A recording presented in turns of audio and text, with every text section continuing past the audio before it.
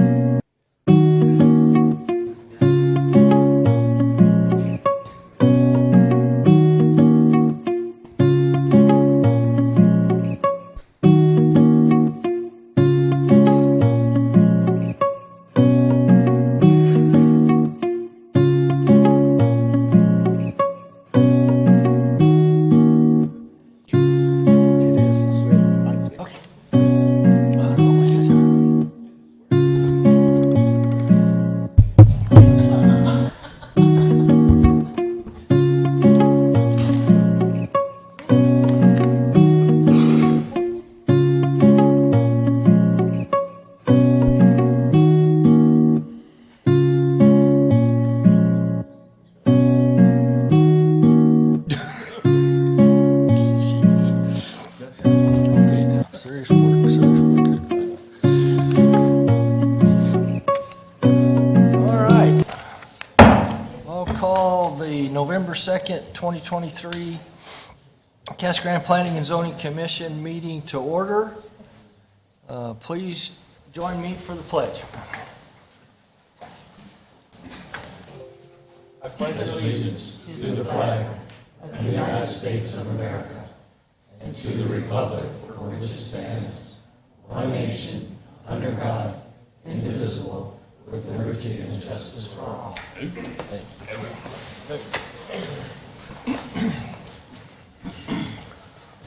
Very good. Okay, so roll call, please. Member Aldrete? Here. Member Vanderhayden? Here. Member Hubbard? Here. Member Peters? Here. Member Estrada? Here. Vice Chair Garza? Here. Chairman Benedict? Here. Okay, any changes to the agenda?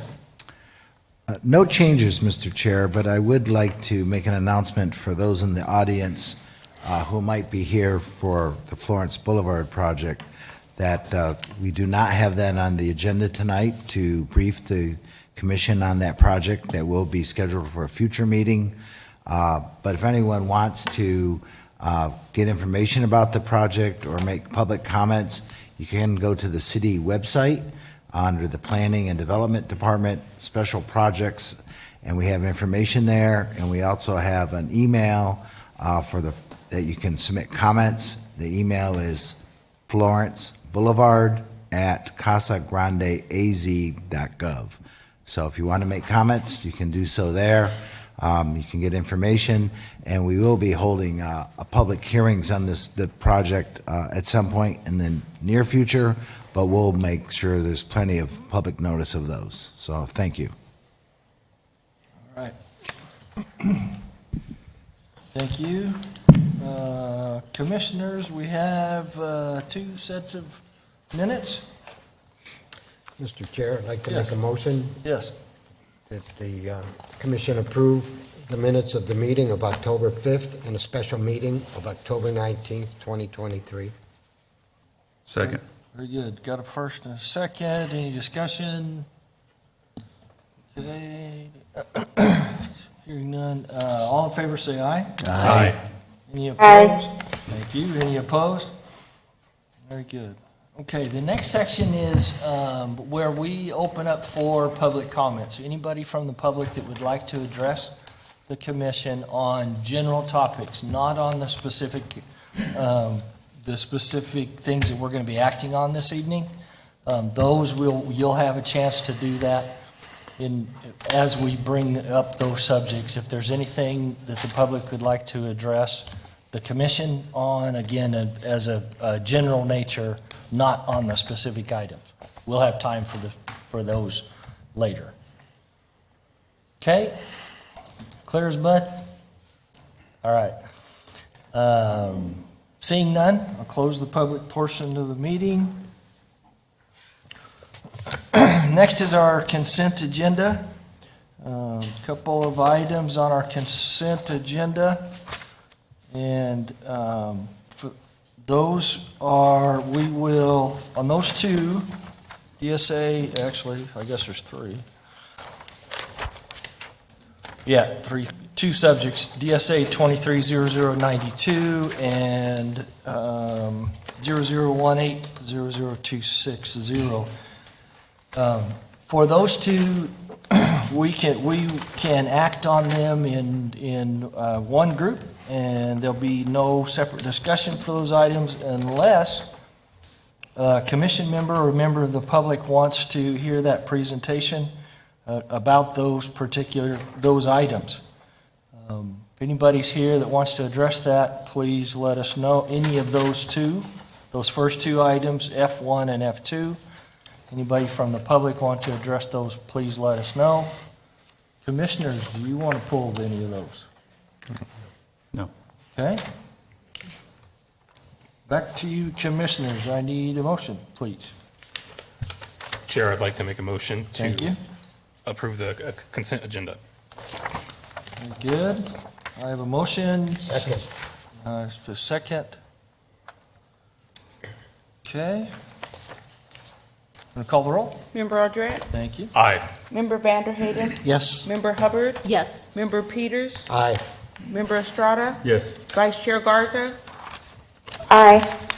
Chairman Benedict? Yes.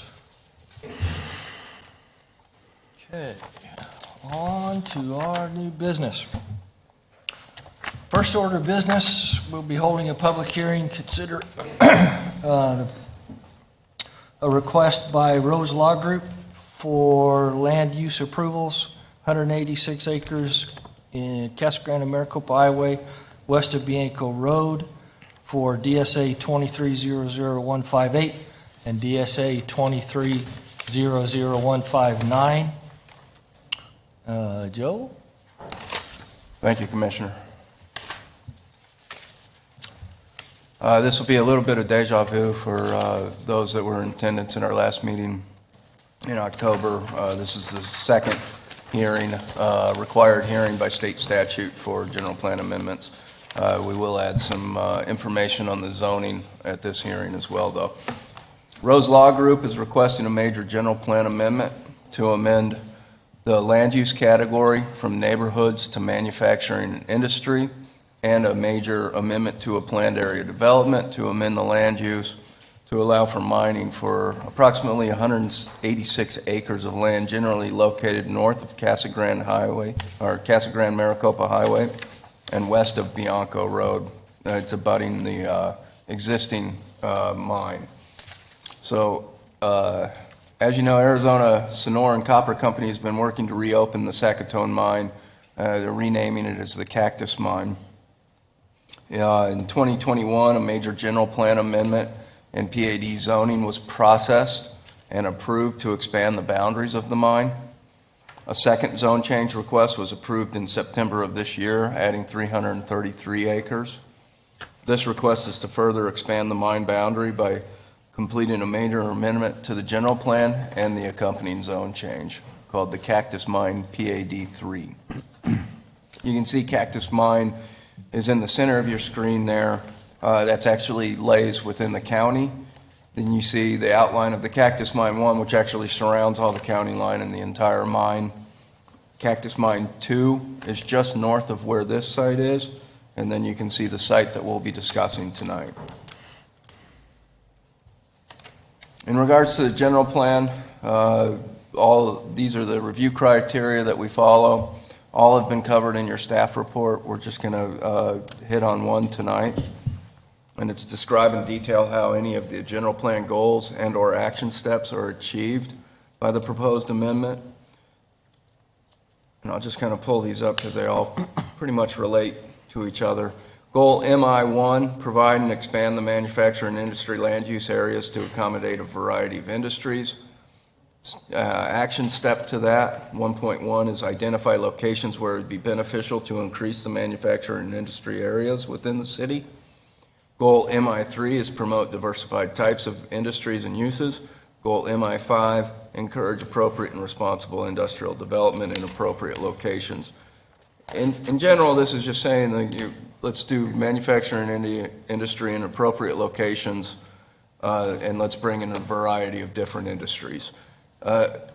Mining, as you know, is part of the history of Casa Grande, but it's gone away recently, so this is now proposing to come back into reality, and you'll see some other mining operations that might also approach. But it makes complete sense to add this particular area as manufacturing and industry, as it's an expansion of the existing mine that's already there. We'll move into the PAD zoning review criteria, and we cover the following criteria. Again, all of it's been covered in your staff report. You've seen other zonings from the same group. It's relatively the same zoning, it's just going in pieces right now. So this will be the third piece, and most likely the final piece of this zoning. So the first thing we're going to talk about is the relationship with the plan elements to conditions both on and off the property. A couple images you see, like waste rock storage and tailings piling. That's part of the mining operation, and that's what sits out there today. So when we look at that, we want to just make sure that we're mitigating any of those impacts as much as possible. And you can see in all the zonings that we've processed before, we've put large buffer areas to make sure that we're not impacting abutting land and properties. You can see in this one, we've got a 1,000-foot buffer along Maricopa Casa Grande Highway, and you can see it highlighted in red there, where we limit what uses can go into that area, and then we limit the slope. So we limit the impact on that entryway corridor into the city. In regards to notification, we met or exceeded all requirements. We did not receive any comments on this particular request. So in conclusion, staff recommends the commission forward a recommendation to approve DSA 23-00158, a major general plan amendment to amend the land use category from neighborhoods to manufacturing industry for 186 acres of land generally located north of Casa Grande Maricopa Highway and west of Bianco Road. And staff recommends the commission forward a recommendation to approve DSA 23-00159, a major amendment to a planned area development to amend the land use to allow for mining for that same site. That does have one following condition, which is our standard right-of-way condition that we put on all zone changes. And I'm happy to answer any questions. Very good. Commissioners, questions for staff? None. All right. Seeing none, would the applicant or their representative like to come forward and address the commission?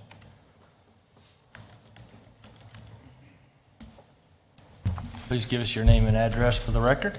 Good evening, Commissioners. Omar Abdallah with the Rose Law Group, 7144 East Stetson Drive in Scottsdale. Here on behalf of my client, Arizona Sonoran Copper Company.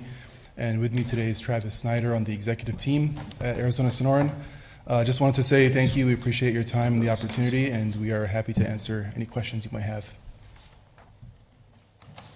Good. Any questions for them? Thank you for being here again. Thank you. Appreciate it. So now I'll open the public portion of the meeting. Anybody from the public like to address this issue, please come forward. Seeing none, I'll close the public portion of the meeting and bring it back to the commission. Chairman, I'd like to make a motion. That'd be great. I move that the commission forward a recommendation to approval to the city council of both requests by Rose Law Group, Let's do one at a time.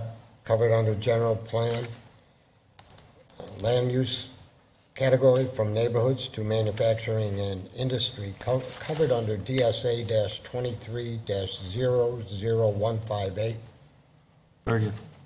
I second. Okay, I have a motion and a second. Any discussion? Seeing none, please call the roll. Member Audrette? Aye. Member Vanderhayden? Yes. Member Hubbard? Yes. Member Peters? Aye. Member Estrada? Yes. Vice Chair Garza? Aye. Chairman Benedict? Yes. And one more. I'd like to continue that. Thank you very much. Okay. We forward a recommendation to the city council to approve the major amendment to planned area development covered under DSA-23-00159. Second. I have a motion and a second. Member Aldred? Aye. Member Vanderhayden? Yes. Member Hubbard? Yes. Member Peters? Aye. Member Estrada? Yes. Vice Chair Garza? Aye. Chairman Benedict? Yes. Thank you. Appreciate it. Okay. Next, we'll have a public hearing and consider a request by George McGavin for 22 acres located west of Schultz Street and North Cottonwood Lane, DSA 230088 and DSA 210014. All right. Joe again. Thank you. George McGavin is requesting a conditional use permit to allow for recreational vehicles in a manufactured home park exceeding 10% of the total spaces, and a major site plan for a 124-unit manufactured home park on approximately 22 acres of land. It's generally located west of Schultz Street and north of O'Neill. You can see the site location here. This proposed manufactured home park development will have an internal connection to the underdeveloped Buttes at Sundance, which is just directly to its north. It will also add an additional gated emergency access entrance from Schultz Street.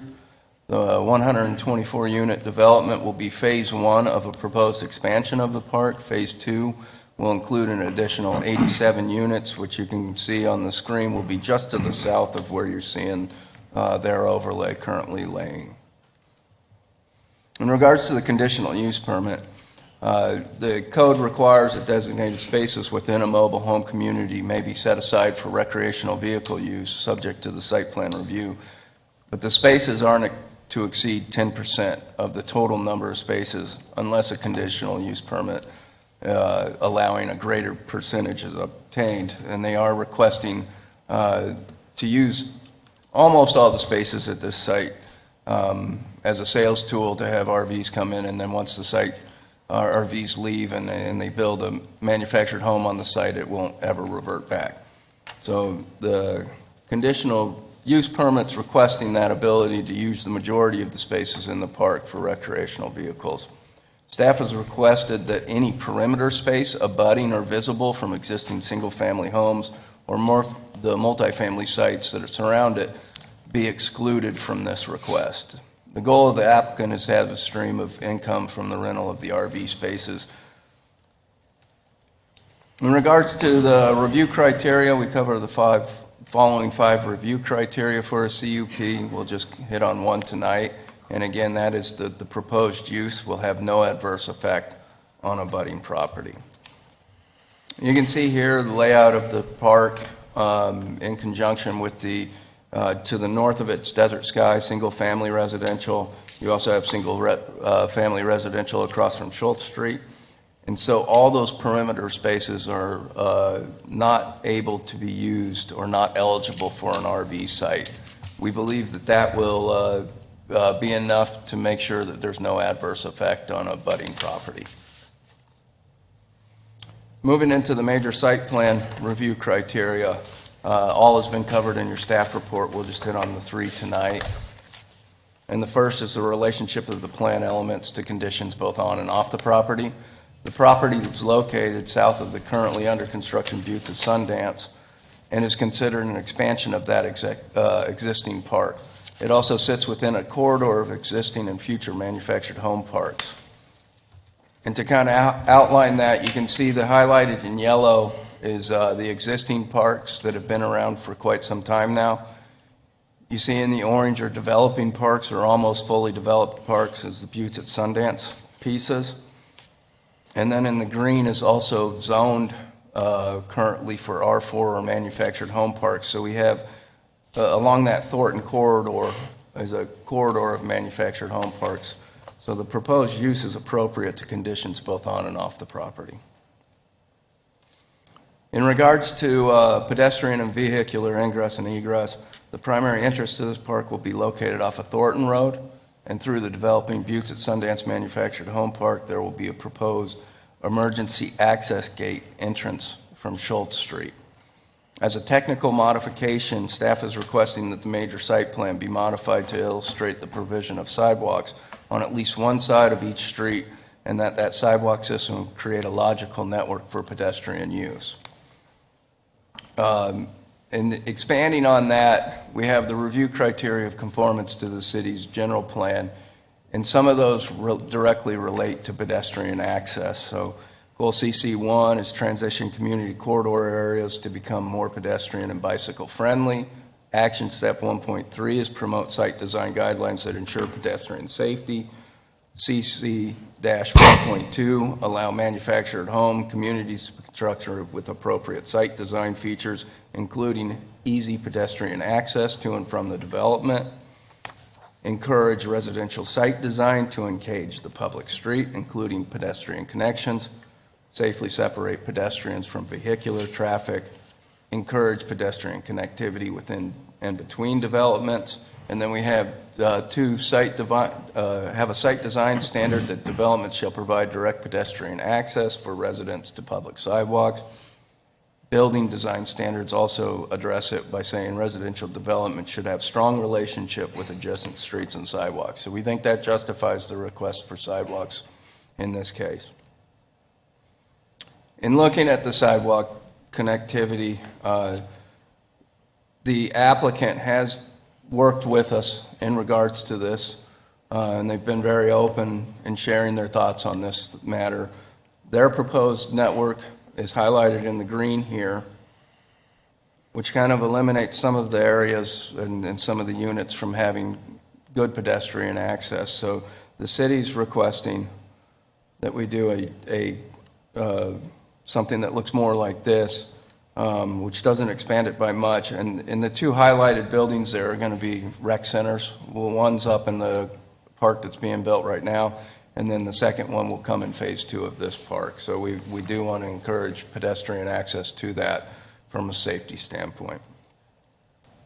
In regards to notification on this item, we met or exceeded all requirements of the city code.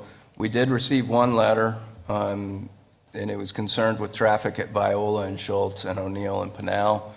It was also concerned with their property values, and it also contained a letter from the previous request of the Buttes at Sundance with similar concerns.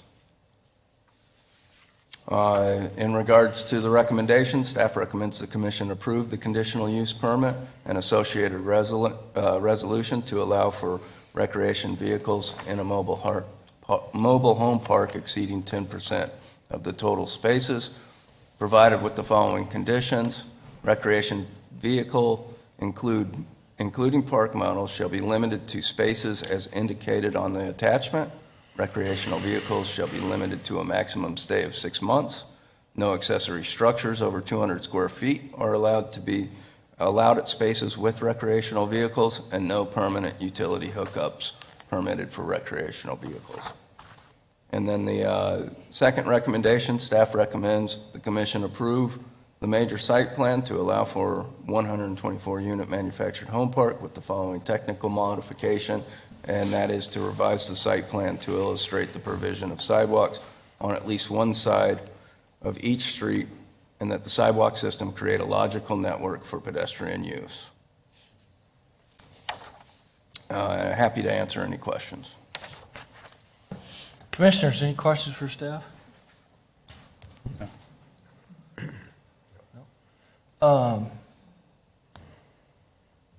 Joe, as you know, there are a lot of parks, I think, there are some parks that don't have sidewalks.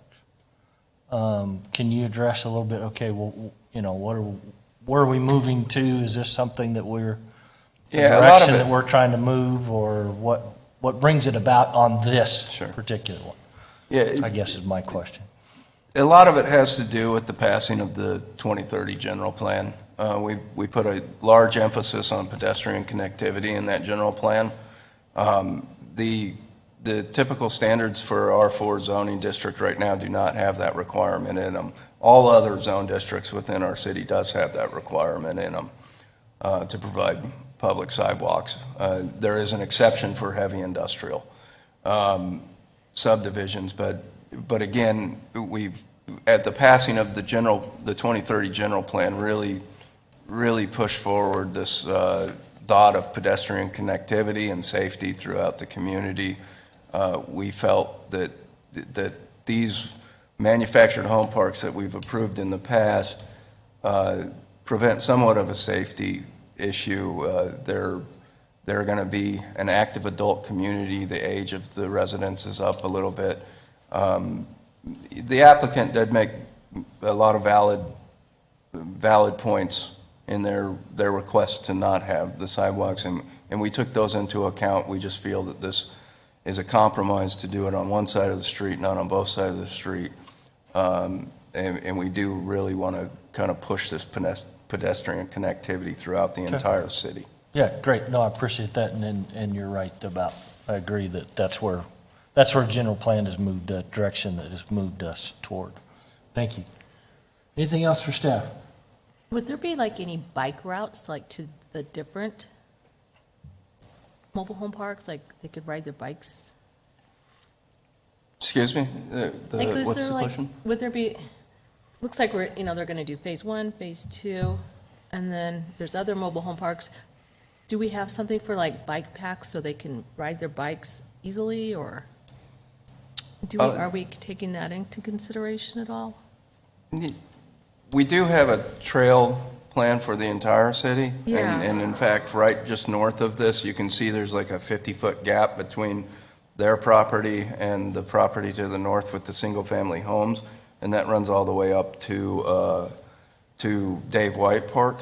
Okay. And so there's a chance, that's actually part of our Casa Grande Trails plan, master Okay. plan. So there will be that type of amenity located nearby when the city gets around to constructing that. Okay, just wondering.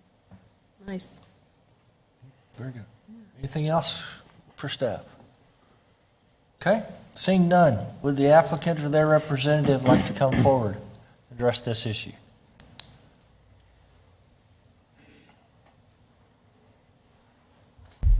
Good evening. My name is John Gillespie. I'm an attorney with the law firm Pugh & Lake in Mesa, 1744 South Val Vista in Mesa. I represent George McGavin, who is the owner and developer of this site. Grateful to staff. Their presentation, I think, really encompassed things pretty well. Regarding the sidewalk issue, we've been going back and forth a little bit with staff with some considerations on the pedestrian connections. We appreciate that dialogue, and we're happy to comply with this condition that staff as it's been presented. One item on it that I wanted to just clarify with the commission and with staff was the timing of the installation of that sidewalk. We discussed with staff the possibility that the sidewalk is installed when the pouring of the driveway for the manufactured home is installed, as opposed to the temporary use for RVs that's going to happen prior to that. So we'd ask that that be considered to be put on the record, that the pouring of the sidewalk occurs when the mobile home development and driveway is installed. So I'd ask staff if that's in their understanding of how it would work.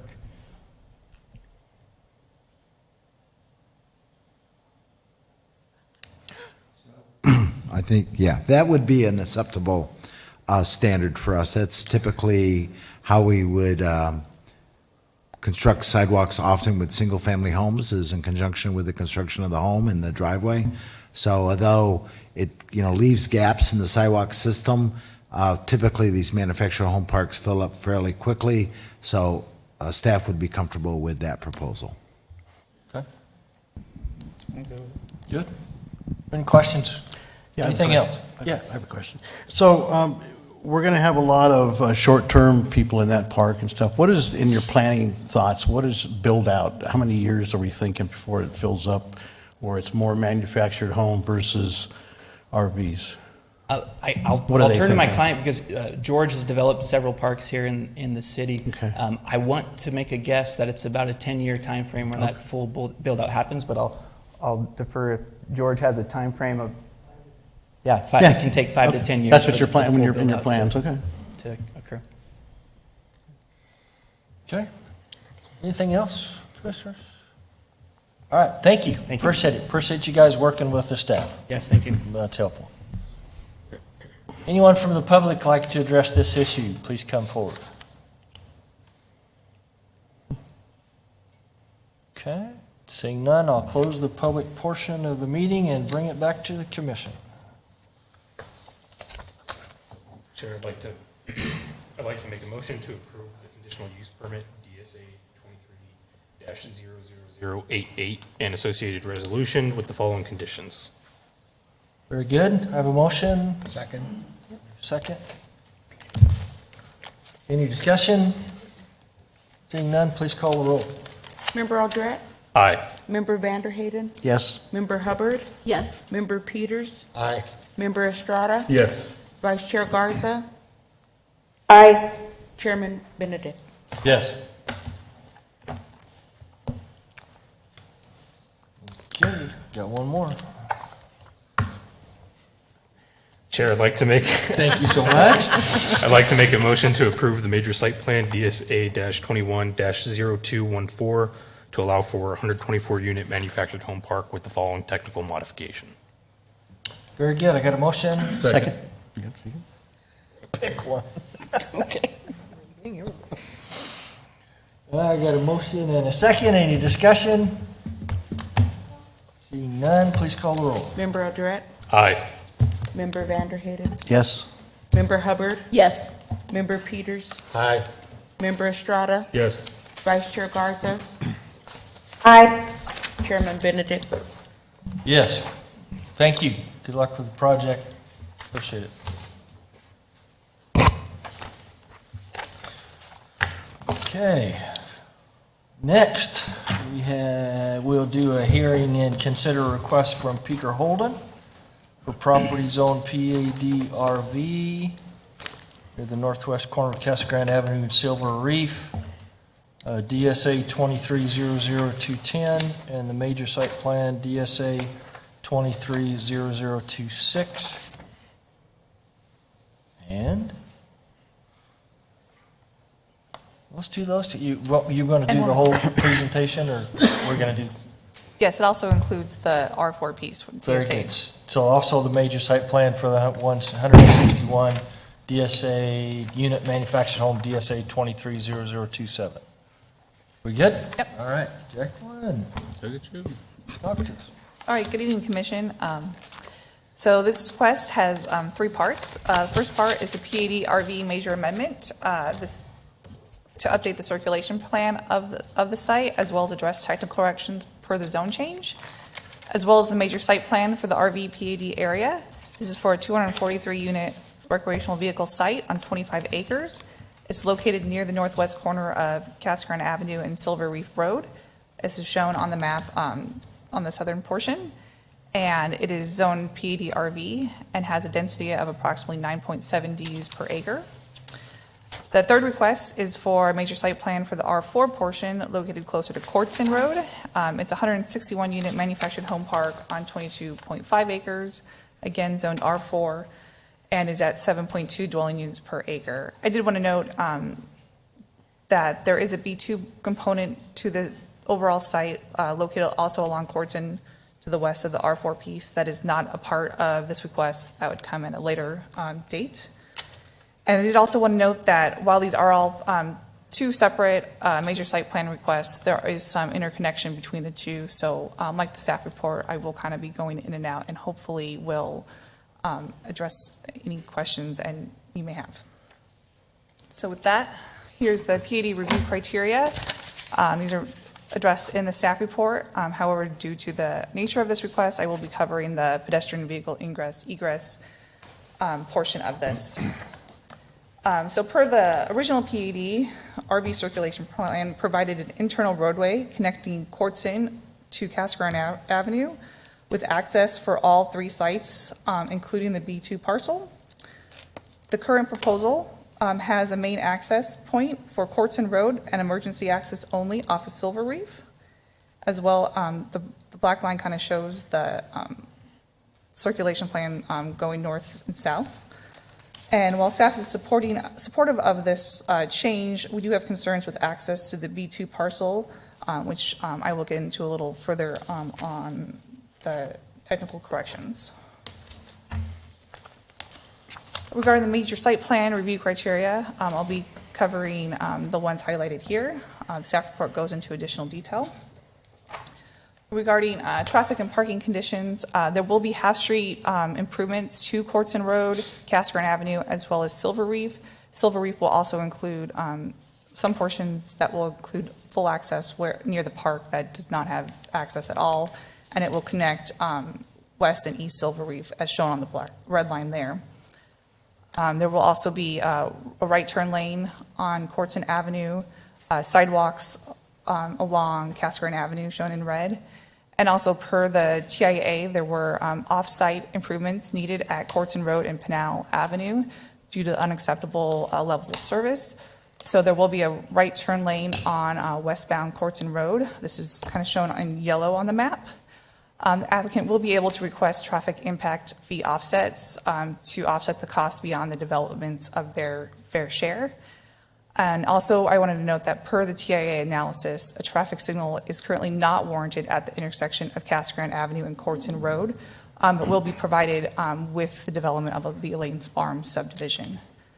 Regarding parking, both the RV PUD meets the criteria of 2 spaces per lot and 1 space for every 5 lots. And then the major site plan for the R4 piece meets the 2 spaces per lot and on-street park, as well as on-street parking. This is just a visual for Silver Reef Road that was shown in the original zone change request, showing the additional right-of-way as well as the landscaping and wall.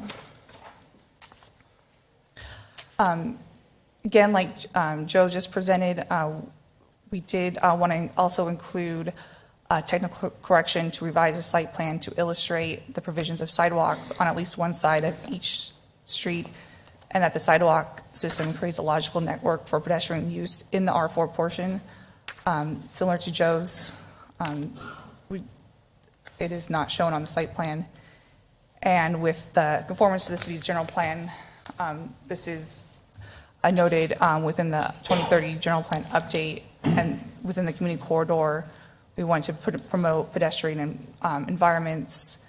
That also includes manufactured home communities to be constructed with appropriate site design features, including easy pedestrian access to and from development.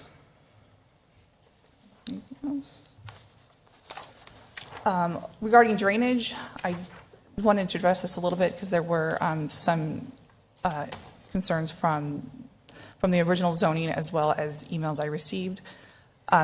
As you're all aware, there is an existing drainage channel from Cascaran Avenue to Courtson Road, shown in these images. The development will maintain the off-street channel through the site, shown in green, as well as the site will maintain the developed flows through the proposed basins. And this will be addressed through the site development plans. I did want to know a little bit on the zoning ordinance per the zone change conditions of approval. Along Silver Reef, it was noted to have ground set park models shown, and this is shown in yellow and is part of the major site plan.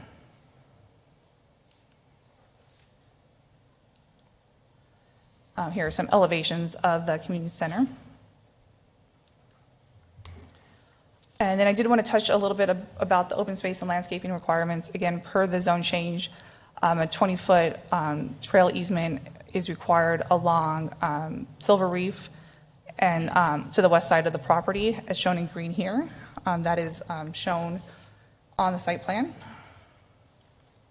And I did want to show that this connects the existing spur trail that was put in as part of the Spanish Trail project through the park as well, and it will connect through this site up to Courtson and eventually through the Lane Farm spur trail and to the Santa Cruz trail, linear trail that. And again, this is just a little highlight of the open space landscaping along the trail within the RV portion. Regarding notification efforts, notice of applications and review were sent in March of this year, and notices were sent as part of this public hearing. As part of the applications and review, I did receive 2 emails. One had concerns regarding the lack of half street improvements and sidewalks along the north side of Silver Reef, as well as drainage concerns. The second email had concerns with PAD zoning in general, and did not give a specific concern with the major site plan. I also did receive one additional email that was passed out to you tonight regarding drainage and landscaping, and I think the presentation addressed all of those concerns. So with that, staff recommends the commission approve PAD RV major amendment, DSA 23-00210, along with the major site plan for the RV site with the following technical modifications and conditions of approval as noted here.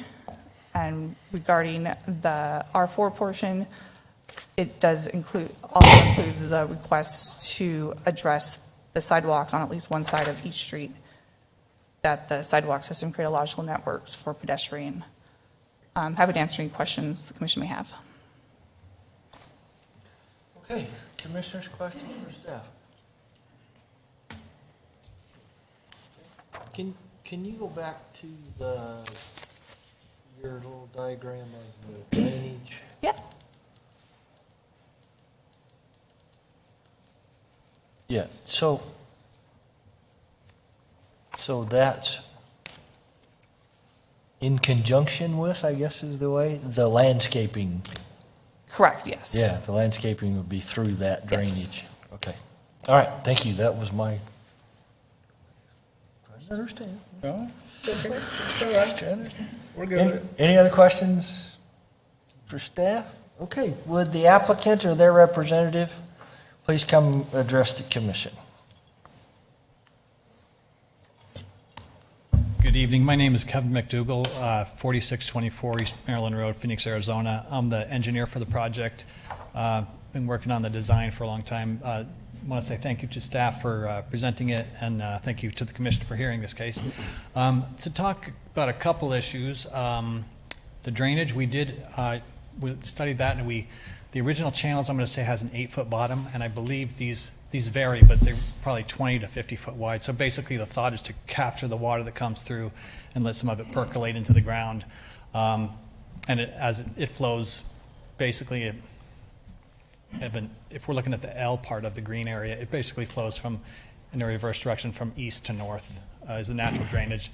The sidewalk issue is new to us in the last 24 hours.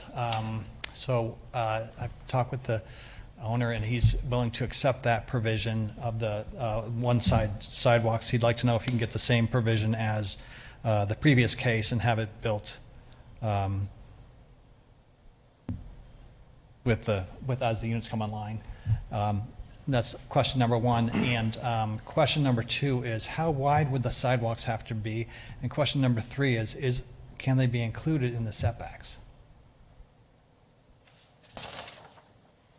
And I will sit down and come back up if there's additional questions or comments. Oh, go ahead and let him. So let me address those questions for you, Kevin. One, it's acceptable to construct the sidewalks when the driveways are being built to access each site. So when you're pouring the drive, you can pour the sidewalks. Two, the sidewalks should be 4 feet wide, minimum width.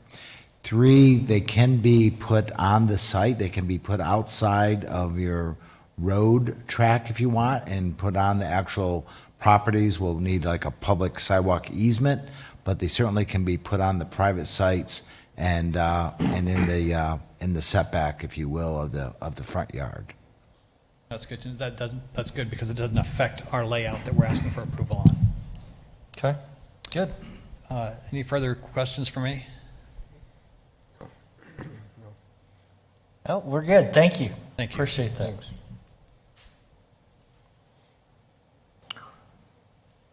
So I'll open the public portion of the meeting. Anybody from the public like to address this issue, please come forward.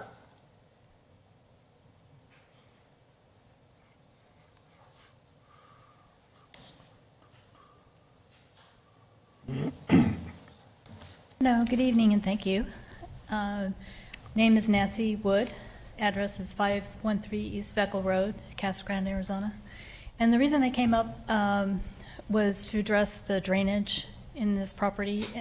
And I appreciate all the compromises and the work that the owner and the city has done with some of the changes. They seem to be coming along and doing improvements with what was started. I still have concerns over the amount of water that goes through their property.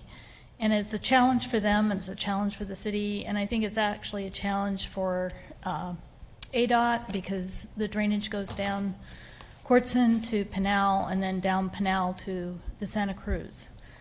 And having lived in the area for a long time, Casa Grande Avenue is basically a wash during storms and can be flooded from sidewalk to sidewalk where it overflows the sidewalks and into people's yards.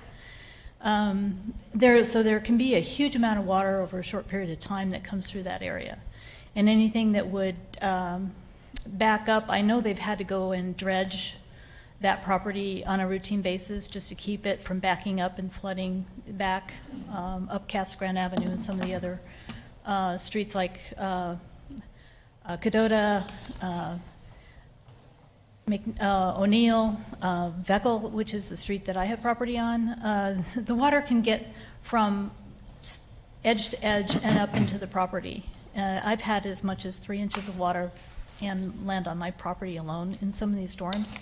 So an enormous amount of water can come down Casa Grande Avenue and go through their property to the Santa Cruz Wash. So I see, I'm just concerned that there's not really enough thought through on how much water can actually go through there, because I've seen water actually even back up along Quartzon where it overflows across Quartzon into the northern area where the bus barn is, and it gets backed up during really, really heavy rains. So I don't know how they're going to address that area between Pinal and the property on Quartzon, because that area backs up and floods and holds water for a long period of time. So I was hoping that in conjunction with the city, the property owners, and probably ADOT, because they have the canal that goes down along Pinal that gets backed up with debris and trash and stuff in those cement canals, which are not satisfactory. So I'm hoping that the central part of that property doesn't seem like it's really adequate for the amount of water that's going to go through there. And I hope they would open it up and really address how much water could actually flow through there. Thank you. Thank you. Anyone else like to address this issue? Okay. Seeing none, I'll close the public portion of the meeting. Bring it back to the commissioners.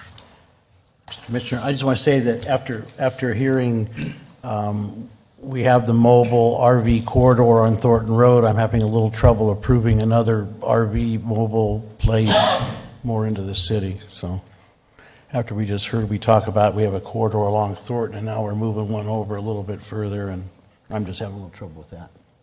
Mm-hmm. Thank you. Anything else? Commissioners? Chris, see your concerns. Is there something you can share with us? No, I'm fine.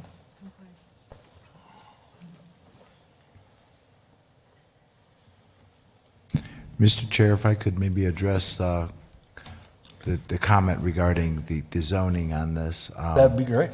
I just want to remind the commission that this property has already been zoned for both manufactured homes and an RV park with a past decision by the commission. So the amendment to the PAD is really just to change the alignment of the internal street and not any of the land uses. So it's already, that's why this isn't going to council, because the land uses have already been approved for the manufactured home and the RV park by both the commission and council. So in a sense, that ship has kind of sailed. I can appreciate your comment and understand the concern, but this evening, we're just really looking at an amendment to change the internal street alignment to terminate it from going to Casa Grande Avenue, and to approve the major site plan that implements the existing zoning. Thank you. Okay, Mr. Chairman? Yes. I would like to make a motion that the commission approve the PAD RV Major Amendment DSA-23-00210. Okay. Oh, there is no, forget it. Forget it. Oh, sorry. Oh. No. The motion is as spoken. All right, I have a motion. Second. Well, probably the shortest motion we've had in a long time. Well done. And a second. Any discussion about the motion? Seeing none, please call the roll. Member Aldred? Aye. Member Vanderhayden? Yes. Member Hubbard? Yes. Member Peters? Aye. Member Estrada? Yes. Vice Chair Garza? I just wanted to give the staff some kudos. This was some compromise with the traffic concerns and the TIA, so I just wanted to, that was some great work by staff working with the property owner. I vote aye. Chairman Benedict? Yes. Okay, that motion passes unanimous. We have another couple here. Okay, Mr. Chairman, I'd like Thank to you. continue with recommending that the commission approve the major site plan DSA-23-00026 with the following technical modification and condition of approval as stated by staff. Very good. I have a motion. Second. Second. Any discussion on the motion? Seeing none, please call the roll. Member Aldred? Aye. Member Vanderhayden? Yes. Member Hubbard? Yes. Member Peters? Aye. Member Estrada? Yes. Vice Chair Garza? Aye. Chairman Benedict? Yes. And I think we have one more. Mr. Chairman, I would like to recommend that the commission approve a major site plan DSA-23-00027 with the following technical modification and condition of approval. as Very- in staff. Very good. We have a motion. Do I hear a second? Second. Okay. Motion and a second. Any discussion on this motion? Seeing none, please call the roll. Member Aldred? Aye. Member Vanderhayden? Yes. Member Hubbard? Yes. Member Peters? Aye. Member Estrada? Yes. Vice Chair Garza? Aye. Chairman Benedict? Yes. Thank you. Appreciate you guys working with us. Yeah. Okay. I think we're on G4. I think so.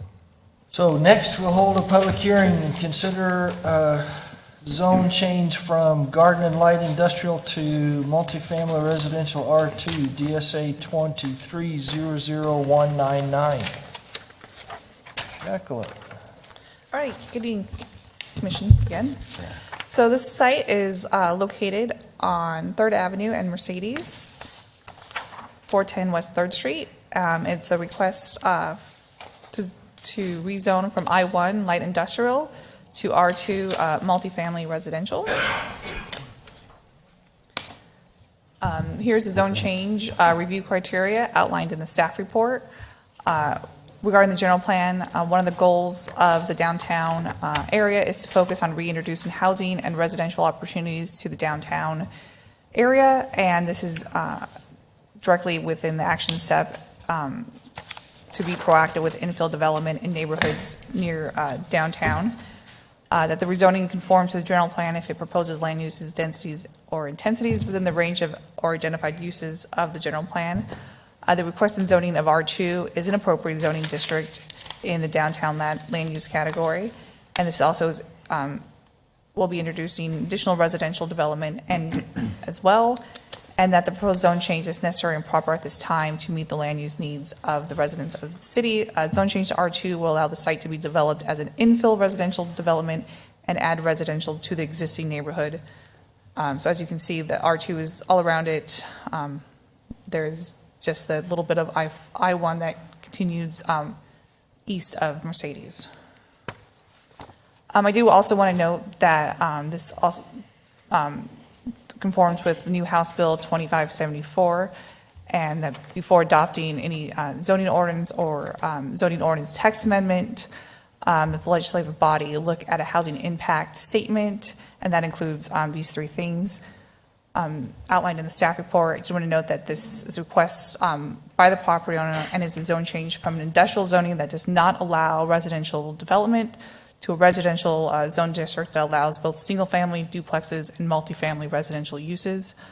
For example, an R3 zoning district would allow an increase in density, but would likely result in higher construction costs associated with a multi-story building, as well as having higher impact fees due to the more intense land use activity. However, R3 zoning would not be compatible with the surrounding properties and neighborhood scale and would not be supported by staff. So the R2 zoning district is the best zoning district for the site and will result in the provisions of additional attainable housing in the downtown area. Regarding notification efforts, meets or exceeded all the requirements laid out in the code. I did not receive any comments or inquiries.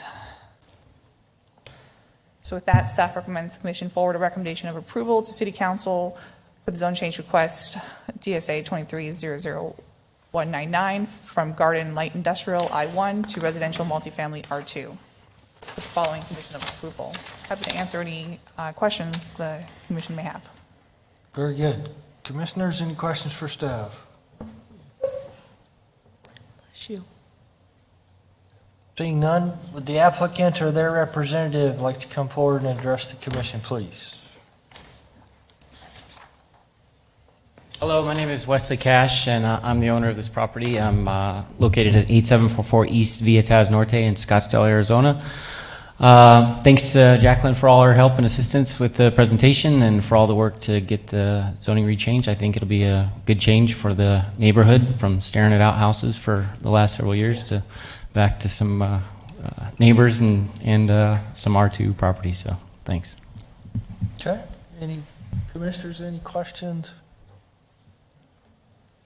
All right. Very good. Thank you. Thank you. Appreciate you coming up. So now I'd like to open the public portion of the meeting. Anybody like to address this issue, please come forward. Seeing none, I'll close the public portion of this meeting, bring it back to this issue. Meeting. Anyway, bring it back to the commission. Just don't think, just talk. Mr. Chair, I'd like to make a motion. You bet. I'd like to forward a recommendation of approval to City Council for the zone change for DSA 23-00199 from Garden and Light Industrial to Residential Multifamily with the following condition of approval. Okay, do I have a motion? Do I hear a second? Second. Motion second. Any discussion on the motion? Seeing none, please call the roll. Member Aldret? Aye. Member Vanderhayden? Yes? Member Hubbard? Yes. Member Peters? Aye. Member Estrada? Yes. Vice Chair Garza?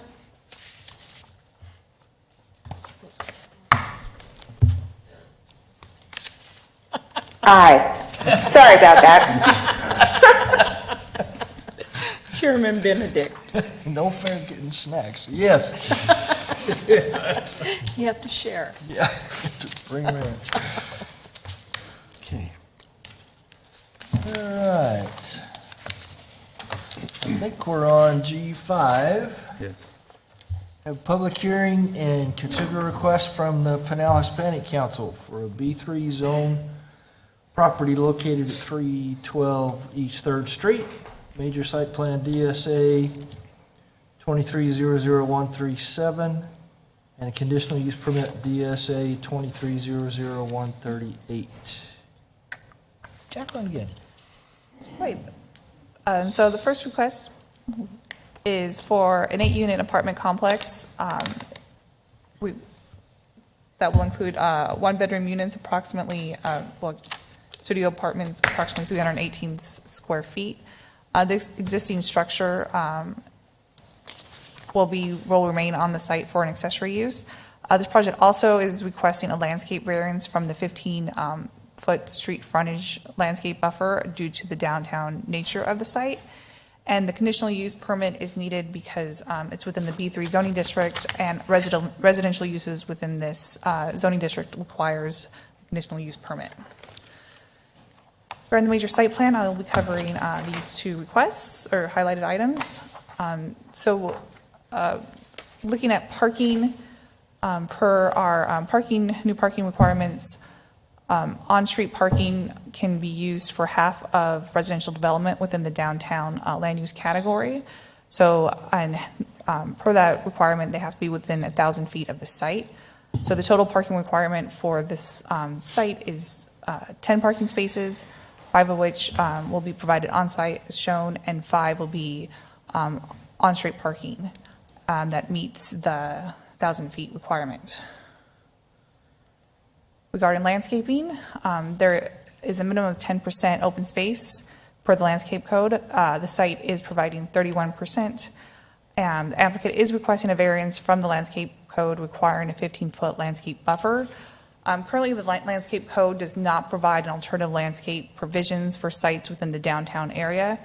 This is addressed in one of the 2030 general plan goals and objectives for the downtown, and that is to modify the landscape code to create a special set of landscape regulations for the downtown to recognize the urban nature. Staff is in the process of revising the entire landscape code, and as part of that, downtown provision will be created to recognize this request. However, until then, until this is completed, and due to the fact that the applicant is providing landscaping along the frontage and within this site, staff is supportive of this request. And they are also, they're still meeting the required amount of trees and shrubs for the frontage, and then they also are including additional planting materials throughout the site. Regarding the conditional use criteria, this is covered in the staff report. I'll actually be covering the no adverse effect upon the abutting property as well as conformance to the general plan. That the proposed use will have no adverse effect upon the abutting property. Additional residential units are not expected to have adverse effect due to the downtown nature of the area. There is already a mixture of existing residential and commercial developments within the site, and that the proposed use shall be in conformance with the general plan. Again, the downtown general plan is looking to focus on reintroducing housing and residential opportunities within Casa Grande and to take advantage of the demand for desirable urban living and be proactive with infill development in neighborhoods near downtown. The applicant and staff met all requirements regarding notification efforts. I did not receive any inquiries or comments. So with that, staff recommends commission approve the major site plan, including the landscape variance request, DSA 23-00137, and staff recommends commission approve the conditional use permit and associated resolution, DSA 23-00138. Happy to answer any questions. Commissioners, any questions for staff? Come on, you guys letting them get away easy. Ask all these questions. This looks like a good fit. A good fit, yeah. I'm really happy to see this. I think it's going to be great for the community and helping people get back on their feet. I'm really excited about this one. Yeah, we really need more affordable housing and rent, and this is a really good project, I think. Can you go back to the parking diagram that you had?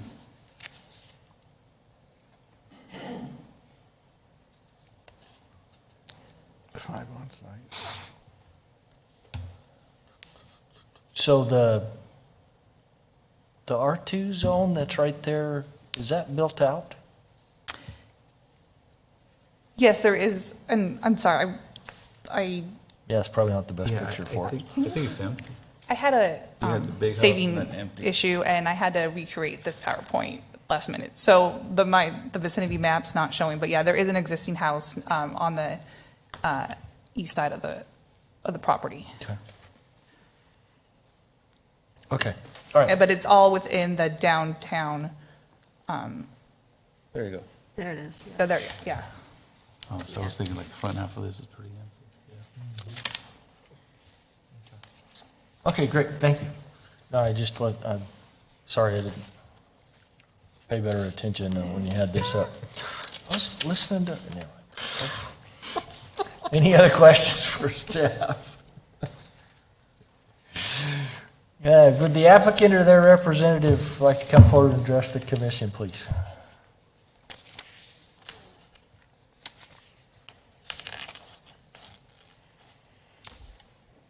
Good evening. My name is Ralph Varela, CEO for Pinellas Planning Council, and my address is 858 East Shadow Ridge Lane here in Casa Grande. And Any comments, Ralph, that you want to? Okay. Commissioners, any questions for me? No? I did not. I just think it's a great project altogether, so congratulations on that. Yeah, I think it's going to really do good for the downtown. thank you so much, and we're really looking forward to it. And it does meet a need, and it's in the downtown area. And the great thing about it is that everything is located there. You know, you have all the amenities. You have the downtown. You have grocery stores. You have everything that you would want. So, and now with the new transit system, it really will allow all of that to occur. Very Long good. overdue. That's Absolutely. what I think. I'm glad you're doing it. Thank you. Thank you. All right, thank you. I'll open the public portion of the meeting. Anybody from the public like to address this issue, please come forward. Seeing none, I'll close the public portion of the meeting and bring it back to the commission. Alrighty. I'd like to, staff recommend the commission approve the major site plan, including landscape variance for DSA 23-00137. Second. Okay, I've got a motion and a second to approve DSA 23-00137. Any discussion? Seeing none, please call the roll. Member Aldret? Aye. Member Vanderhayden? Yes? Member Hubbard? Yes. Member Peters? Aye. Member Estrada? Yes. Vice Chair Garza? Aye. Chairman Benedict? Yes. Okay, and then staff recommends the commission approval condition use permit and associated resolution for DSA 23-00138. Second. I have a motion and a second to approve DSA 23-00138. Any discussion? Hearing none, please call the roll. Member Aldret? Aye. Member Vanderhayden? Yes. Member Hubbard? Yes. Member Peters? Aye. Member Estrada? Yes. Vice Chair Garza? Aye. Chairman Benedict? Yes. All right, very good. Congratulations. Yeah. Yes, thank you, guys. Absolutely. Absolutely. Okay, G6. We'll have a public hearing and consider a request by Greg Davis of iPlan Consulting for a major general plan amendment.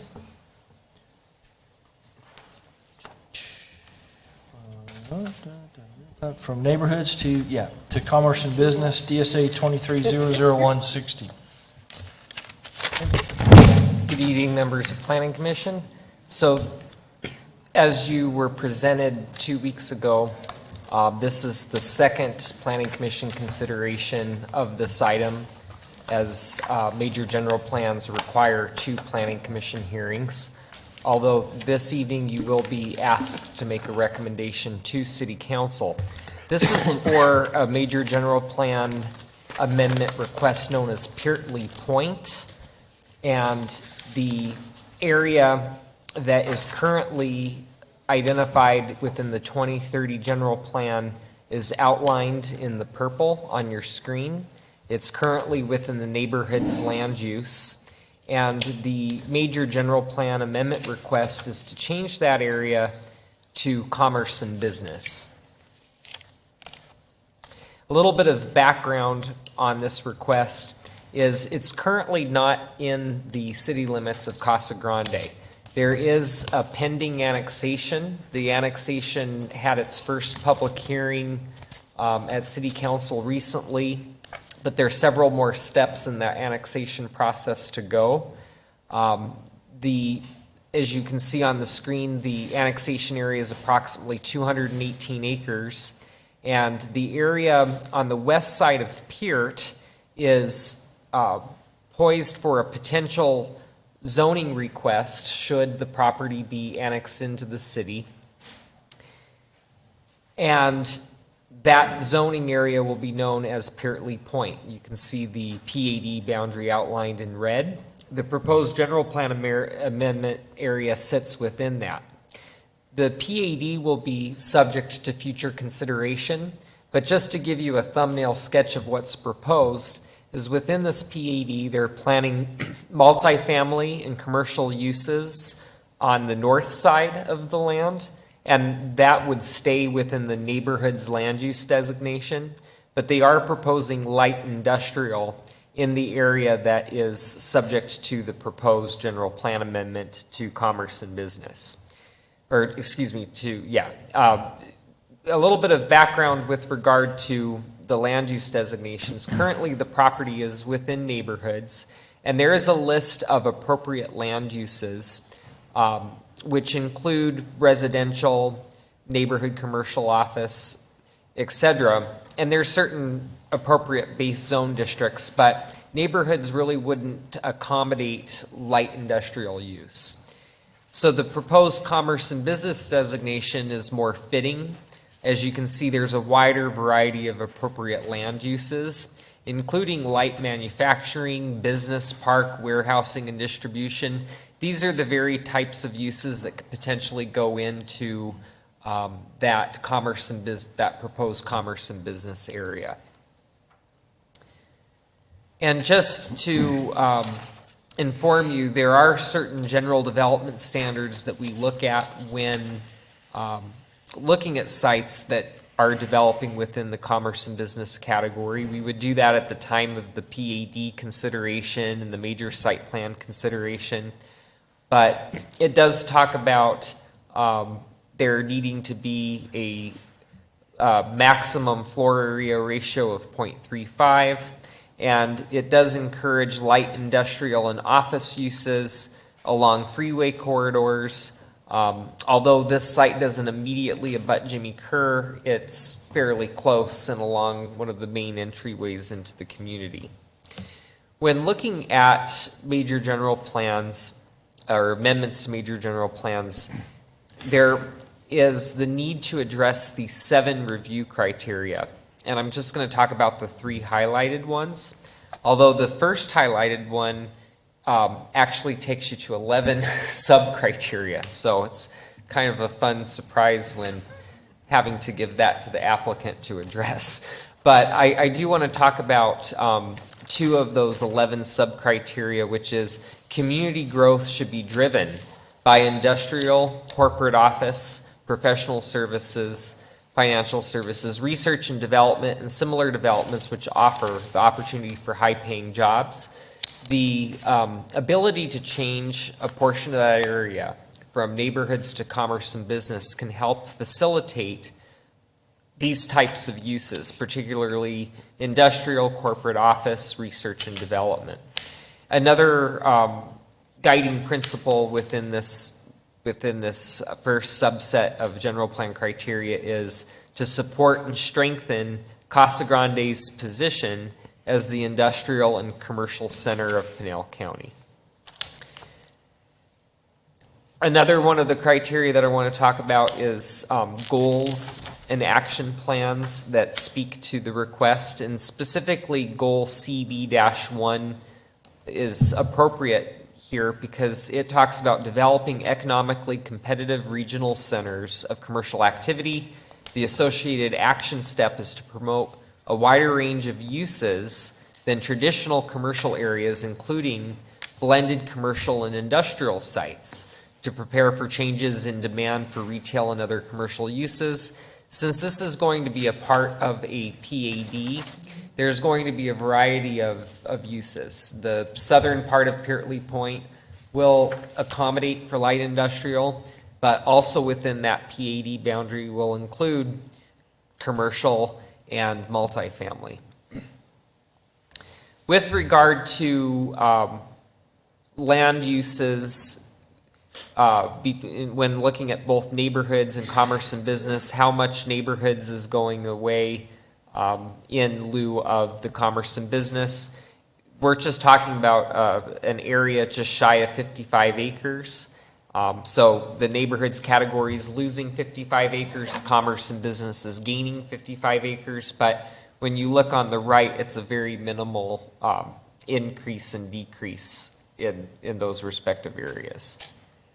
With regard to the public notification process, all major general plans go through a lengthy outreach process where we have a 60-day review period, which began in July. And then more recently, we sent out notification to owners of property within 300 feet of that 55-acre amendment area. And we had received several phone calls, but no particular support or opposition was expressed from those residents. So with that, staff does recommend that Planning Commission move to forward to City Council a recommendation to approve DSA 23-00160, this major general plan amendment to change the land use from neighborhoods to commerce and business. And I'd be happy to answer any questions. Questions for staff? None. Seeing none, the applicant or their representative would like to come forward and address the commission. Good evening, Chair, Vice Chair, and Commissioners. I'm Jason Sampson, Batman Consulting, 317 South. The presentation was quite thorough. I know we were just before you a few weeks ago that has been changing the application. We did have one gentleman attend the hearing. I happened to talk to him at the first hearing. He was, I think, with the first self-fire shop that's right next to my grandfather's old transmission shop. He did have some comments. He just was there for questions. We really welcome your support. We believe this is an opportunity to, as part of this overall project, an opportunity to master plan both commercial, residential, and employment components into a cohesive development that's all tied together once it comes to the commission. I'd be happy to answer questions. Great, thank you. Any questions? Commissioners? Thank you, appreciate it. Open the public portion of the meeting. Anybody from the public like to address this issue? Oops.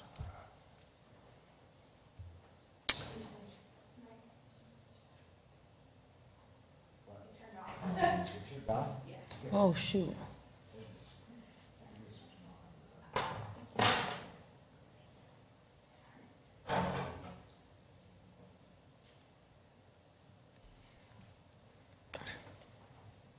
Technical difficulty. Always a technical Good job, difficulty. Indy. It was too quiet. Okay, where are we at? Public portion of the meeting. Anybody like to address this issue? Seeing none, I'll close the public portion of the meeting. Bring it back to the commission. Mr. Chairman, Yes. I'd like to make a motion that the Planning Commission move to forward to City Council a recommendation of approval of DSA-23-000160, the major general plan amendment to change the land use from neighborhoods to commerce and business. Very good. I have a motion. Second. Second. Any discussion on the motion? Seeing none, please call the roll. Member Aldred? Aye. Member Vanderhayden? Yes? Member Hubbard? Yes. Member Peters? Aye. Member Estrada? Yes. Vice Chair Garza? Aye. Chairman Benedict? Yes. Thank you. Excited to move ahead. That's great. Pushing ahead? Pushing ahead? Yes. Continue. Make a motion to take a 5-minute recess. Oh, Thank you. Please, thank you. Okay, 5 minutes. We don't need a motion, guess break. 5 minutes. Thank you. Did you want to try it? I was like, can we do it? I don't know. Thank you.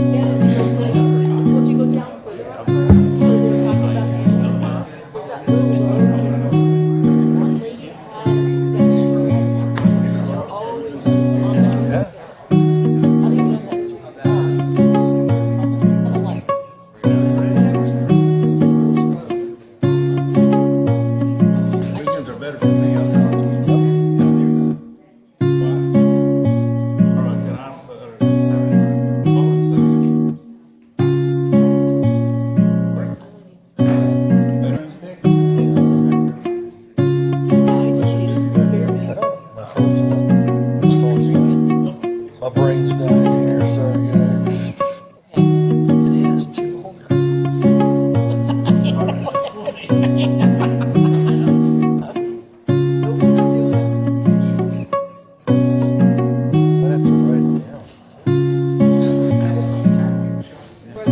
There you go, dear. Have a seat.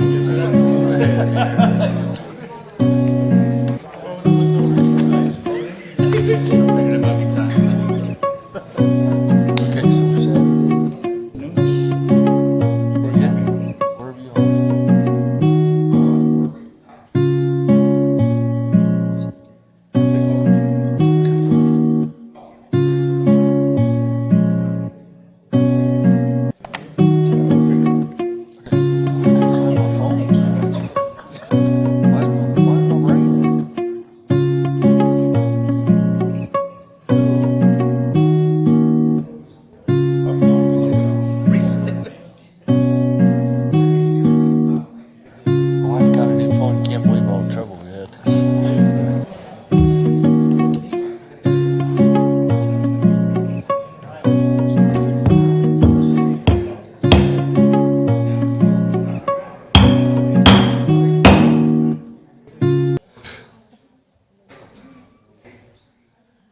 Okay, I gave you an extra couple minutes, so call the meeting back to order, please. Okay. We're on item G7, I believe. We'll have a public hearing and consider a conditional use permit for a child care facility at 2024 East Florence Boulevard, DSA 2300162. Sam? No. There we go. Good evening. We're going to hold a public hearing, consider a conditional use permit, DSA 2300162, a request by Tim Hill for a daycare center at 2024 East Florence Boulevard. So here is the overview of on the right, you'll see that this is the old LA Fitness building off of Florence.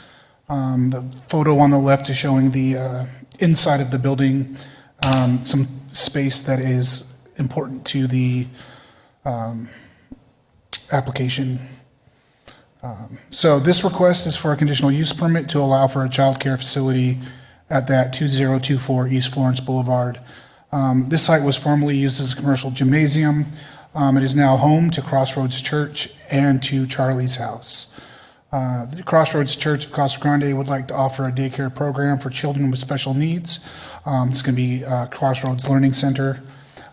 They will have 2 4-hour sessions available, one in the morning and one in the afternoon. The Learning Center will supplement the services provided by Charlie's House, which is currently located within the Crossroads Church building, and will be a learning-based daycare inclusive of children with special needs. Due to state licensing regulations and the absence of an outdoor playground, the applicant will be offering a maximum of 4 hours per day per child. Many of the clients in therapy at Charlie's House need childcare either before or after their therapy hours, and due to parent work schedules and other considerations.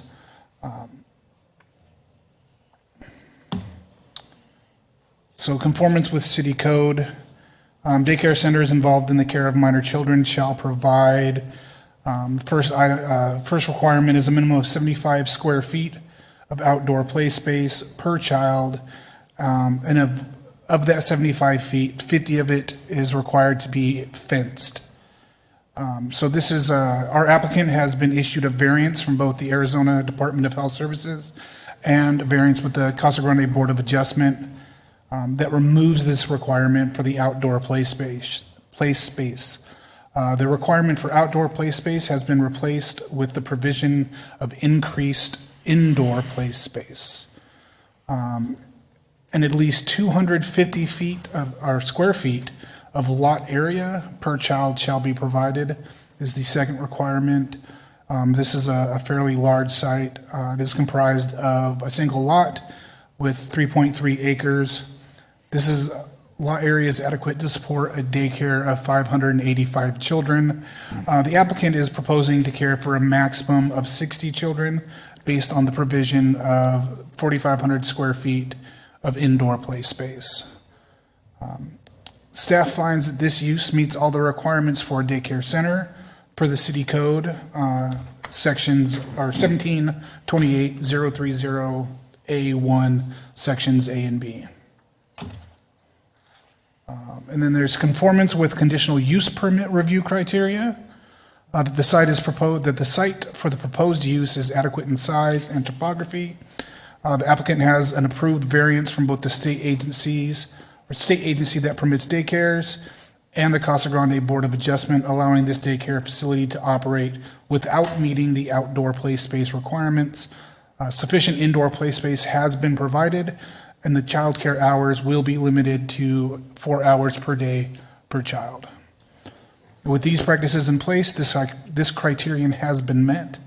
The second item, that the site for the proposed use relates to streets and highways, adequate in width and pavement type to carry the quantity and kind of traffic generated. Streets and highways are adequate to carry the quantity and kind of traffic generated for this use. Number 3, that the proposed use will have no adverse effect on the abutting properties. Staff believes that there should be no adverse effect on the abutting properties. We also believe that due to the nature of children and being outdoors, that this may actually be less of or provide relief from the noise that can be generated to surrounding neighbors. So we think this is actually a beneficial change in this case. That the proposed use shall be in conformance with the general plan. The general plan designation for this site is community corridor, and the zoning for this site is B2, and the daycare center is a conditionally permitted use in the B2 zoning. So this criteria has been met. And finally, the conditions stated in the approval are deemed necessary to protect the public health, safety, and general welfare. Staff is recommending the following 2 conditions: that childcare services will be limited to no more than 4 hours per child per day, and a minimum of 75 square feet of indoor play space per child be provided. And with the imposition of these 2 conditions, staff finds that this criterion is met. Public notification, the city has met all the public notification requirements. Newspaper posting, posted a sign, and mailers were sent out. Staff has not received any comments or questions, concerns about this application. So at this time, staff recommends the Planning Commission approve the conditional use permit and associated resolution DSA 2300162 for a daycare facility with the following conditions: that the child care services will be limited to no more than 4 hours per child per day, and a minimum of 75 square feet of indoor play space per child must be provided. I'd be happy to answer any questions. Any questions for staff? I do. Yep.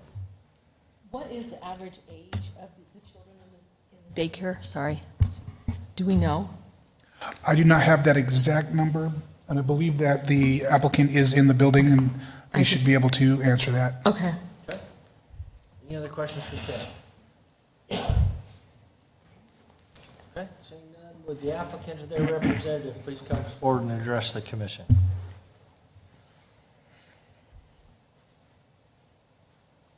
Hello, Hi, please give us your name and address for the record. my name is Dawn Dietz, 8318 West Switchback Trail, Casa Grande. Okay. And can you address that question about? What is the age group that you're? 3 to 5 year olds. And what is the Charlie House? Charlie's House is a therapy center for children with autism. Okay, that's what I thought. Okay, I was just making sure. And then how are we ensuring they're only going to be staying in, like if parents are going to be, if this is a daycare, normally parents are leaving their children for at least 8 hours. So where would these children be going the other 4 hours? It's just offered as a half-day program. We don't offer a full-day program. And the parents will be notified in advance of the requirements as set forth by licensing. We just simply can't keep the children any longer than 4 hours. Okay. Any other questions? Anything you'd like to tell us? Anything else you'd like to tell us? The childcare facility itself will have regular learners, and we're offering our services to not only children with autism, but other special needs children. Our hope is that the special needs children will learn how to interact in a regular classroom setting, and that the typical children will learn patience and empathy. There will be opportunities for mentoring the other children. So we think it's a win-win for all of the children. So if you have mentoring, what ages of the children would be mentoring? If they're only, They'll be mentoring each other. they're each other. And then what type of license do you have? It's just a license from the Arizona Child Care Licensing. I guess my question is, and I guess I don't understand, because all our preschoolers, even if they're in the church preschool or a preschool, they all have to have outdoor playgrounds, and I just don't understand how we can not have an outdoor playground for these children, where everybody else has to provide a outdoor playground. Everybody else typically has to provide an outdoor playground because they're offering full-time care. Correct. The concern is that the children would be inside, not getting large motor development for 8 to 10 hours a day. Since we only have the children for 4 hours a day, and we have an inside gymnasium, we have opportunities for them to get large motor development, but they're with us such a short amount of time. Developmentally, they don't need any more than that. Because when I was reading this, it sounded like you had 2 separate classrooms. So they would go to one classroom, and then they'd be shuttled to another classroom. The typical learners would be in the classroom for the full 4 hours. The special needs children would come in when their therapist deems it appropriate. If an activity or an learning experience is happening that they feel that would benefit their child, they'll bring them in for portions of that time. Okay, so the typical child, how long is the typical child there then? 4 hours.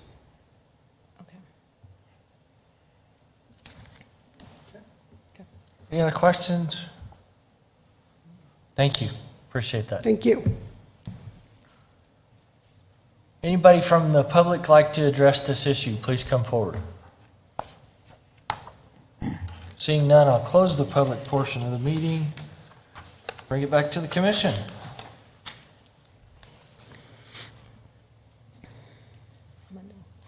I'd like to make a motion. Love it.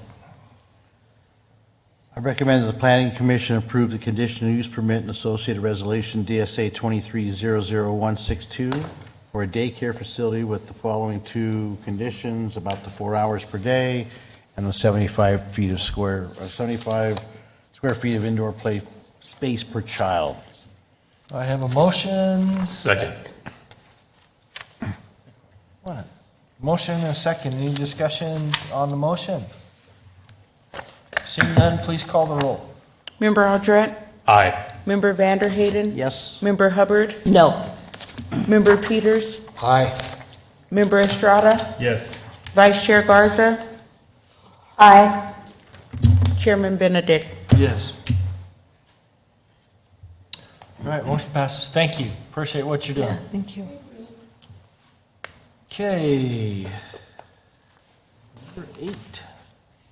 We'll have a public hearing and consider a request for conditional use permit for 2,400 square foot accessory building at 960 East Trailblazer Road, DSA 2300131.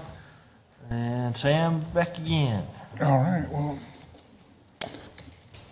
just to kind of reiterate what you just said, yeah, we're here to hold a hearing and consider conditional use permit, DSA 2300131, a request by Terrence Feller for a 2,400 square foot accessory building. Here is a site plan. On the left here is kind of a top-down view. the new accessory storage building is going to go here, just left of the main residence. And then on the right-hand side is the frame of the proposed structure.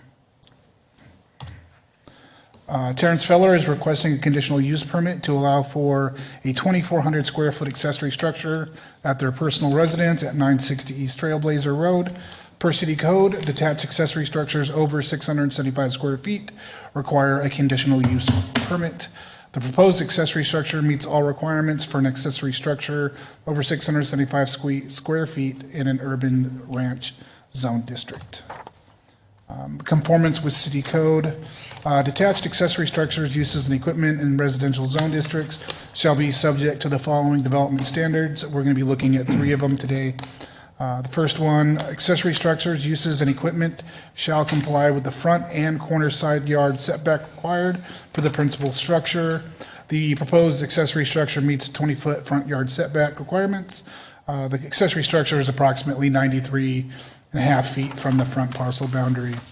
The second item, accessory structures, uses, and equipment greater than 12 feet in height shall comply with the rear and side yard setbacks required for the principal structure. Again, this meets all side and rear yard setbacks, as it is set back 31 feet from the side and 151 feet on, 31 feet and 151 feet on the sides, and 54 feet in the rear, where 10 feet on the sides and I believe 20 feet in the rear is what is required. And then the final one is the total building footprint area of all accessory structures located in the required rear yard shall be limited to no more than 25% of the area. I'd like to recall I guess it was a couple months ago, we had another one in here with this, where this requirement came up about rear yard versus rear yard setback. In this case, the accessory structure does not take up more than 25% of the rear yard, and it does not take up any of the rear yard setback. So this meets that requirement either way we interpret that. And the proposed accessory structure conforms to all zoning requirements. And then we have the conditional use permit criteria. The first one being that the site for the proposed use is adequate in size and topography. The lot size is 1.33 acres and will easily accommodate this accessory structure. So this criterion has been met.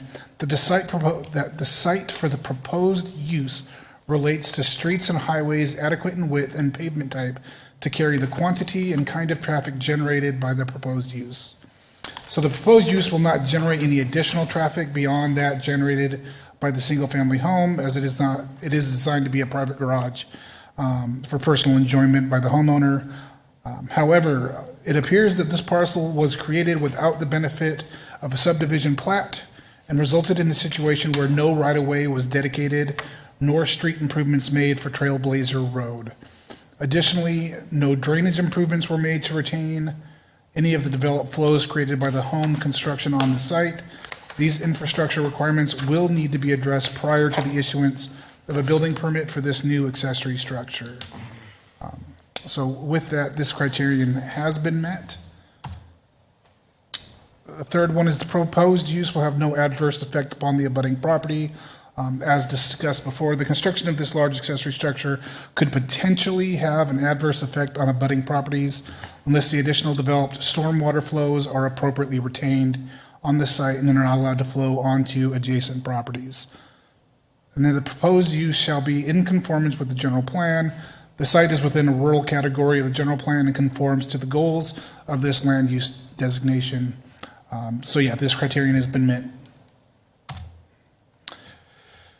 And finally, that the conditions stated in the approval are deemed necessary to protect the public health, safety, and general welfare.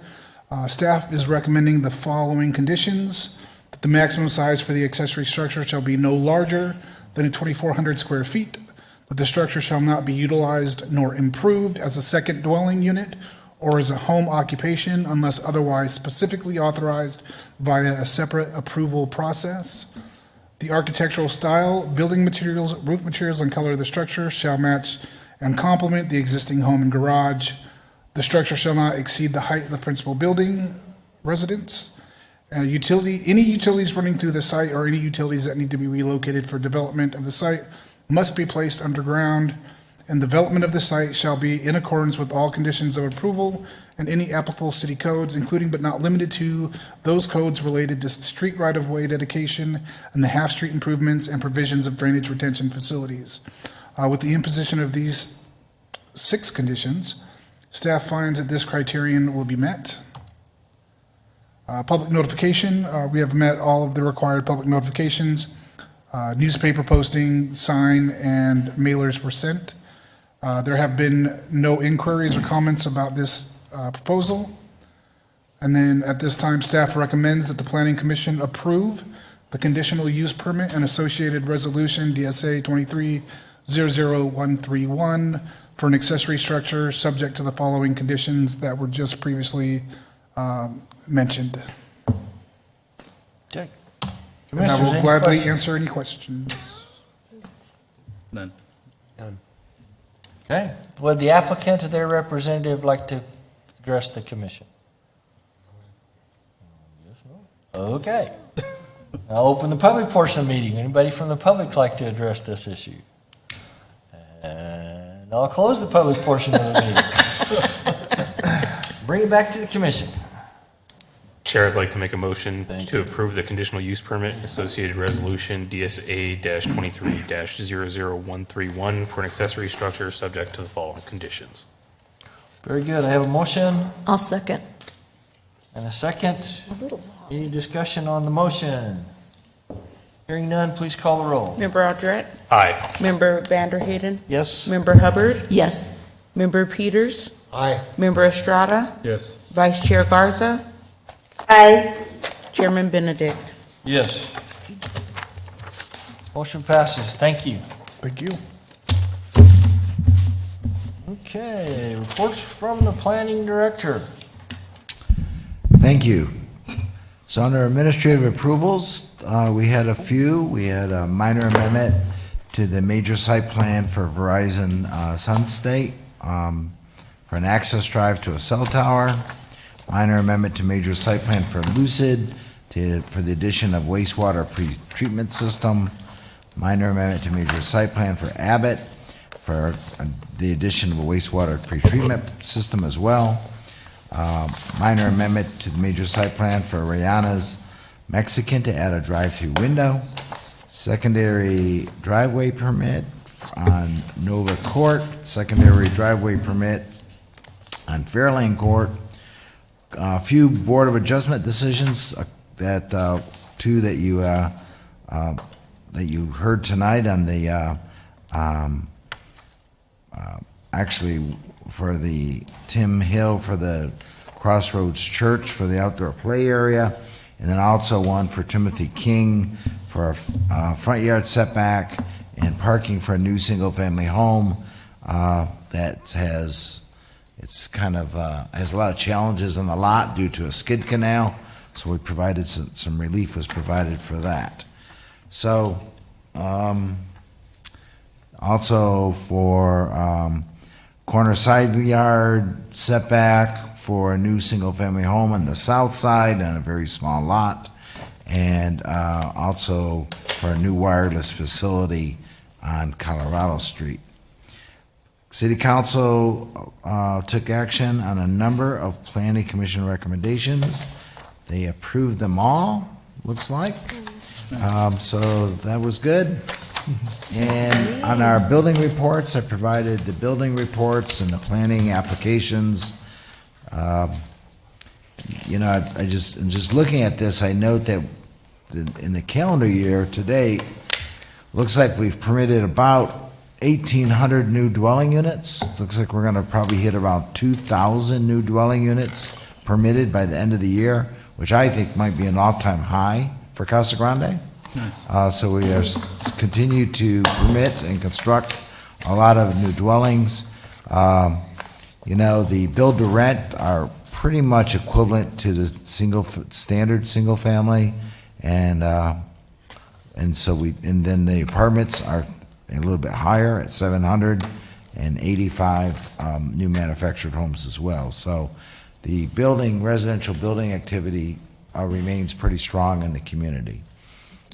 I'm hopeful that for our next planning commission, the staff will present a little study that we're working on regarding the housing need and supply for Casa Grande, to give you a sense of what we think the housing needs are to meet our growing population, and what our supply is that we've already granted zoning approvals for, or major site plan approvals, and how that supply meets or does not meet what we believe is the need. So we hope to provide that presentation and analysis to you at our next meeting. Great. And That will be great. that's a wrap. Yeah, that'd be great. All right, thank you so much. Thank you. Thank you. Do I hear a motion to adjourn? Motion to adjourn? Second. Third. Do I hear a second? All in favor, say aye. Aye. Any opposed? We're adjourned.